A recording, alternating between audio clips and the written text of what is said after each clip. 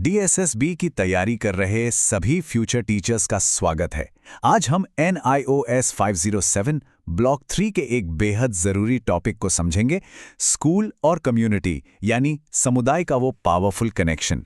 एक बात साफ है, एग्जाम के पॉइंट ऑफ व्यू से ये एक बहुत ही क्रूशल टॉपिक। तो चलिए एक सवाल से शुरू करते हैं। सोचने वाली बात है कि एक टीचर का सबसे पावरफुल टूल आखिर है क्या? क्या वो किताबें हैं या ब्लैक बोर्ड? शायद इसका जवाब वो नहीं है जो हम सब सोचते हैं। पर चिंता मत कीजिए, इस विश्लेषण के आखिर तक इसका जवाब बिल्कुल साफ हो जाएगा। ओके, तो आइए इसमें गहराई से उतरते हैं। देखिए, कोर कॉन्सेप्ट बिल्कुल सिंपल सा है। कोई भी स्कूल अकेले काम करके सक्सेसफुल नहीं हो सकता। उसकी असली ताकत, उसकी असली स्ट्रेंथ कम्युनिटी के साथ जुड़ने में ही है। स्कूल और समुदाय, ये तो समझिए कि एक ही सिक्के के दो पहलू हैं। जरा इस तस्वीर को देखिए, ये उस नए टीचर की कहानी बता रही है जो स्कूल का रास्ता पूछ रहा है। ये अक्सर होता है।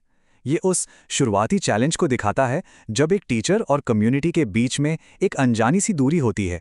ये एक आम अनुभव है जहां टीचर स्कूल में तो है पर खुद को उस कम्युनिटी का हिस्सा महसूस नहीं कर पाता। तो फिर इस दूरी को मिटाया कैसे जाए? जवाब है सामुदायिक संचालन या कम्युनिटी मोबिलाइजेशन में।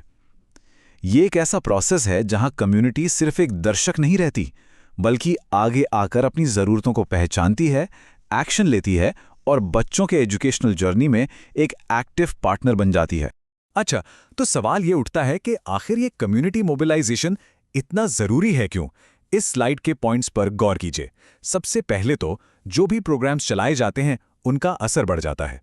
फिर स्कूल के पास जो रिसोर्सेज हैं उनका बेहतर इस्तेमाल होता है। और यही नहीं, इससे जेंडर बायस जैसे काफ़ी सेंसिटिव सोशल इश्यूज को भी एड्रेस किया जा सकता है। और सबसे इंपॉर्टेंट बात, कम्युनिटी के अंदर एक अपनेपन की भावना आती है कि हाँ, ये हमारा स्कूल है। चलिए अब थ्योरी से आगे बढ़कर कुछ रियल वर्ल्ड एग्जाम्पल्स देखते हैं कि ये सारे कॉन्सेप्ट्स असल में स्कूल्स में काम कैसे करते हैं। पहली केस स्टडी है दो विद्यालयों की कहानी। इसमें दो बिल्कुल अलग अलग स्कूल एनवायरनमेंट्स को कंपेयर किया गया है, एकदम जमीन आसमान का फर्क। यहां देखिए, साफ दिख रहा है। लेफ्ट साइड पर है द डिस्कनेक्टेड स्कूल, जहां टीचर एक बाहरी इंसान था और कम्युनिटी को स्कूल के मामलों से कोई लेना देना नहीं था। और राइट साइड पर है द कम्युनिटी स्कूल, जहां समुदाय उसे अपना स्कूल मानता था।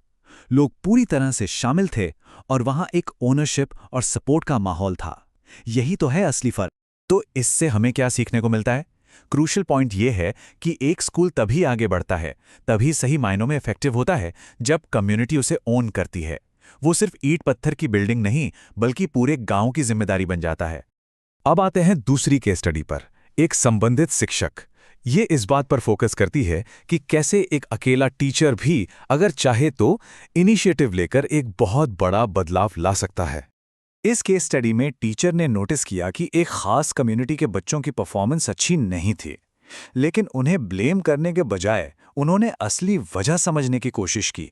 यही तो एक ग्रेट टीचर की निशानी है ना? वो सिर्फ पढ़ाते नहीं, बल्कि स्टूडेंट्स की दुनिया को समझते हैं और उससे जुड़ते हैं। अब तक हमने क्या और क्यों को समझा, अब फोकस करते हैं कैसे पर। तो एक टीचर, एक सामुदायिक संचालक यानी एक कम्युनिटी मोबिलाइजर आखिर बनेगा कैसे? एक संचालक या मोबिलाइजर वो इंसान होता है जो कम्युनिटी के इंपॉर्टेंट गोल्स को हासिल करने के लिए एकदम एक्टिवली एक सही माहौल तैयार करता है। वो लोगों को एक साथ लाता है, उन्हें प्रेरित करता है। ये स्लाइड एग्जाम के लिए बहुत बहुत इंपॉर्टेंट है, इसको ध्यान से देखें। एक अच्छे कम्युनिटी मोबिलाइजर के पास 3 चीजों का टूल किट होना चाहिए: सही दृष्टिकोण यानी एटीट्यूड, जरूरी कौशल यानी स्किल्स, और पूरा ज्ञान यानी नॉलेज। एटीट्यूड में हर सिचुएशन को जानने की इच्छा और सभी का आदर करना शामिल है। स्किल्स में अच्छा कम्युनिकेशन और प्रॉब्लम सॉल्विंग आता है, और नॉलेज में मोबिलाइजेशन के प्रिंसिपल्स की पूरी समझ होनी चाहिए। और उन सभी स्किल्स में से जो नींव का पत्थर है, जो सबसे जरूरी है, वो है संप्रेषण यानी कम्युनिकेशन। इसके बिना कोई भी मोबिलाइजेशन पॉसिबल ही नहीं है। कम्युनिकेशन प्रोसेस की ये 4 सिंपल लेकिन बहुत जरूरी स्टेप्स हैं। स्टेप 1, सेंडर यानी प्रेषक, जिसके पास मैसेज है। फिर आता है मीडियम यानी चैनल जिसके थ्रू मैसेज जाएगा। इसके बाद है रिसीवर यानी प्राप्तकर्ता जिसे मैसेज मिलता है। और आखिर में सबसे इंपॉर्टेंट, फीडबैक यानी रिसीवर का रिस्पॉन्स क्या है। ये पूरा साइकिल इफेक्टिव कम्युनिकेशन की नींव है। चलिए अब रिवीजन के लिए कुछ क्विक एग्जाम फैक्ट्स पर नजर डालते हैं। ये पॉइंट्स सीधे एग्जाम में पूछे जा सकते हैं, तो ध्यान से सुनिएगा। अब ये नंबर, इसको बिल्कुल ध्यान में रखिएगा, 50%। पता ये क्या है? सर्व शिक्षा अभियान यानी SSA के अंडर जो भी कम्युनिटी लेवल बॉडीज हैं, जैसे VEC मतलब विलेज एजुकेशन कमेटी और SMC यानी स्कूल मैनेजमेंट कमेटी, उसमें कम से कम 50% सदस्य, 50% मेंबर्स महिलाएं होनी चाहिए। सोचिए, वुमेन एम्पावरमेंट और पार्टिसिपेशन के लिए कितना बड़ा, कितना जरूरी कदम है ये। इन कॉन्सेप्ट्स को आखिर में अच्छे से समझ लेना है। पहला, सर्व शिक्षा अभियान। फिर डिसेंट्रलाइजेशन, जिसका मतलब है पावर को लोकल बॉडीज तक पहुंचाना। इसी के तहत SMC और VEC जैसी कमिटीज बनती हैं। स्कूल मैनेजमेंट कमेटी यानी SMC स्कूल के रोजमर्रा के मैनेजमेंट और प्लानिंग में मदद करती है। और PTA यानी पेरेंट टीचर एसोसिएशन और MTA मदर टीचर एसोसिएशन, ये पेरेंट्स और टीचर्स के बीच एक पुल का काम करते हैं, जिससे बच्चों की प्रोग्रेस पर फोकस किया जा सके। फिर एक टीचर का रोल सिर्फ इंस्ट्रक्टर का नहीं, बल्कि एक फैसिलिटेटर और लीडर का है। और आखिर में कम्युनिटी ओनरशिप, वो एहसास जब समुदाय यह महसूस करता है कि स्कूल उनका है। इस विचार को हमेशा याद रखें। एक टीचर जो कम्युनिटी मोबिलाइजर बन जाता है, वो सिर्फ एक क्लासरूम को नहीं बदलता, बल्कि उसमें पूरे गांव को बदलने की ताकत होती है। तो शुरुआत के सवाल पे वापस आते हैं।